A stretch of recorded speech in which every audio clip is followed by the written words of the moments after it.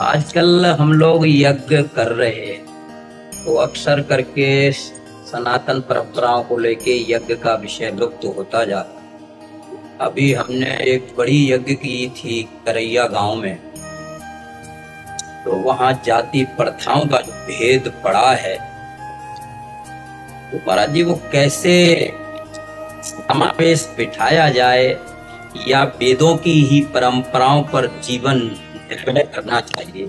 अब वेदों की परंपरा को धारण करने वाले ही अंगुलियों में मिलेंगे, क्योंकि वेद को धारण करने के लिए बुद्धि शुद्ध चाहिए, बुद्धि शुद्ध चाहने के लिए आहार शुद्धि चाहिए।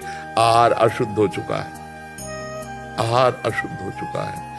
अब जैसे यज्ञ की तो आप संत महात्मा जन हैं, बड़ी बड़ी गौशालाएं होंगी तो हम उस पर ज्यादा नहीं कह सकते। नहीं तो यज्ञ करने के लिए अब हमारे पास सामग्री नहीं रह गई, क्योंकि जौ धान्य आदि जो वस्तुएं हैं सब केमिकल और वो खाद ऐसे फेंके जाते हैं कि वो अपवित्र हो चुकी है।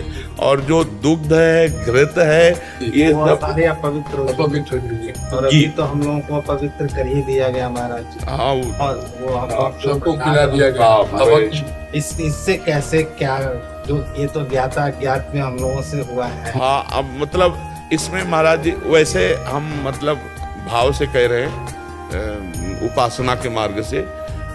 अगर हमें जहर भी मिला के दिया जाता तो हम खाते ना, प्रसाद। क्योंकि प्रसाद शब्द हमने प्रसाद पाया, ना कि लड्डू पाए हैं, और ना हमने कोई अन्य पदार्थ पाया है। इसलिए ना हमें कोई भ्रष्ट कर सकता है और ना कभी भ्रष्ट कोई कर पाएगा। तो हम प्रसाद भोगता है, और प्रसाद में प्रसादे सर्व दुखानां, प्रसाद में इसका भी हिंदू धर्म में बहुत उपाय है। ये अगर प्रसाद शब्द है तो कोई उपाय करने की जरूरत नहीं। उपाय करना प्रसाद का अपमान है। और अगर प्रसाद शब्द नहीं है, लड्डू शब्द है, तो फिर आप लड्डू क्यों खाए? अगर प्रसाद शब्द है तो हम फिर नहीं मानते, प्रसाद के आगे हम नहीं मानते। करोड़ों लोगों के मन में ये है। देखो महाराज जी, वैसे तो पंचगव्य आदि, भगवत चरणामृत आदि बड़े भाव हैं, लेकिन प्रसाद शब्द में हम दूषण शब्द नहीं लगा सकते। हमारी श्रद्धा, ये हम पर्सनल श्रद्धा कह रहे हैं। अगर हमारे इष्ट का प्रसाद ऐसे करके दिया जा रहा है तो हम पा लिए, इसके बाद उसमें बताया गया कि अभक्ष्य पदार्थ था, तो हमने खाया ही नहीं अभक्ष्य पदार्थ। हमने तो अपने इष्ट का प्रसाद पाया। बस भाव का सारा खेल है। दुर्वासा जी से गोपियों ने कहा कि जब हम यमुना जी के इधर पार आना चाहती थी तो श्री कृष्ण से पूछा कि कैसे पल्ली पार जाए, तुम्हारे गुरु आए दुर्वासा जी दर्शन करने। तो उन्होंने कहा मैं अगर अखंड बाल ब्रह्मचारी हूँ तो यमुना जी मार्ग दे दे, ऐसा बोल दे। तो ऐसा बोल दिया था, मार्ग दे दिया था। अब वापस कैसे जाएं? तो बोले कह देना दुर्वासा जीवन में दूब के रस के सिवा अगर जवान में कुछ नहीं रखा तो यमुना मार्ग दे दे। तो गोपियां हंस पड़ी कि कुंतलों तो खा चुके अभी हमारे सामने, कोई पुआ, कोई खीर, कोई पूड़ी, कोई कचौड़ी, सब ले आई। भगवान के पास गए और बोले महाराज गुरु चेला दोनों धन्य, आप झूठे और आपके गुरु झूठे। बोले कैसे?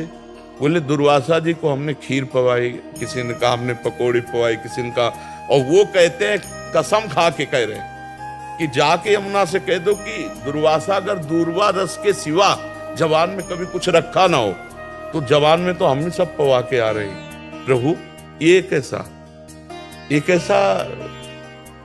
उन्होंने कहा उपभोक्ता भाव रहित, उपभोक्ता भाव रहित। उन्होंने स्वयं तो नहीं पाया, अपने आप लोगों ने पवा दिया। वो इच्छा रहित महापुरुष है, इच्छा रहित है। वो इच्छा में केवल दुर्वा रस लेते हैं अपने सिद्धांत में। तो जो महापुरुष जन अपने स्वरूप में स्थित हैं, ये प्रपंच कभी बाधा पहुंचा ही नहीं सकता।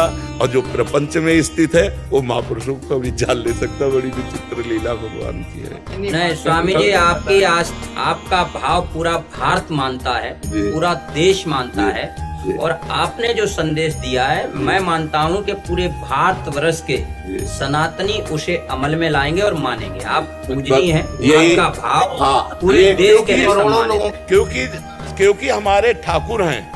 बात समझिए, ठाकुर जी को भोग लग चुका, अब हम केवल प्रसाद पा रहे हैं। भोग में क्या मिलाया गया ये ठाकुर जी जाने और पीछे जाने। हमें सिर्फ प्रसाद पाया। हम प्रसाद, हमको अगर ऐसे कहा जाए कि चर्बी मिला हुआ लड्डू खाओ नहीं तो गर्दन उड़ा देंगे, तो हम गर्दन उड़वा लेंगे, अपनी गर्दन कटवा लेंगे, लेकिन लड्डू नहीं खाएंगे। लेकिन प्रसाद, और बाद में कोई कान में आके कह दे इसमें विष मिला था, तो भी आनंद रहेगा, यार मरेंगे तो भगवत प्रसाद पाके मरेंगे। तो मुझे आज क्षोभ नहीं होना चाहिए, आज आनंद होना चाहिए कि मैंने प्रसाद पाया, सिर्फ प्रसाद पाया है, मैंने लड्डू नहीं पाए। मेरे ठाकुर ने जो देखा, जो पाया, उसी का जूठन हमने पाया है। तो हमें भाव रखना है। अच्छा, ये भाव का खेल है। अगर भावोत्सवेन भजताम रस काम धेनु, अगर प्रसाद के बाद शुद्धिकरण, तो फिर प्रसाद महिमा नहीं रह गई, फिर प्रसाद महिमा नहीं रह गई, फिर वो अलग बात हो गई। प्रसाद शब्द में है, अगर हमारे इष्ट का प्रसाद है और उसमें कुछ भी गड़बड़ हुआ है तो इष्ट जाने और गड़बड़ करने वाले जाने। हम तो श्रद्धा से अपने इष्ट की जूठन पाई है, उच्छिष्टामृत पाया है, तो हमें लगता है कि उस विषय पर फिर शुद्धिकरण का विषय, हाँ, सावधानी रखें, बहुत जोर की सावधानी रखें, नहीं उनकी दुर्गति होगी जो वो वस्तु का मिला रहे हैं जानकारी में, वहां उनकी दुर्गति होगी। क्योंकि शास्त्रों हजारों लाखों करोड़ों लोगों की आस्था का विषय होते हैं ये, और ऐसी जगह में इस तरह का। संतों को अयोध्या में जो हम लोगों को बांटा गया, संतों में था कि हम लहसुन प्याज भी नहीं खाते, हमें धर्म भ्रष्ट कर दिया गया। लेकिन तदीयम वस्तु गोविंदम तुभ्यमेव। हाँ महाराज, इसमें धर्म भ्रष्ट होने के बिल्कुल चांस नहीं है, बिल्कुल नहीं है। ये हमारे इष्ट का महामहिम भाव है, तो भाव का ही सारा खेल होता है। हाँ हाँ, अगर प्रसाद के बाद शुद्धिकरण की बात आएगी तो प्रसाद महिमा लघु हो जाए।